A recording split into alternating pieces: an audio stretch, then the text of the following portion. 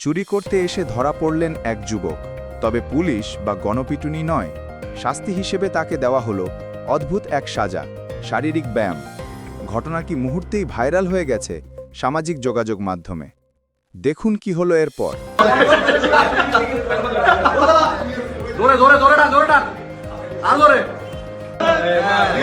আবার মার আবার আবার টান দে এই তো আস্তে আস্তে হাত ছুড়িলে মার হাত ছুড়িলে মার হাত না ছুড়ে হাত ছুড়িলে মার হাত ছুড়িলে মার হাই হাত ছুড়ি ছুড়ে মারা লাগি তুই পুরো সাইড দাও আস্তে আস্তে আস্তে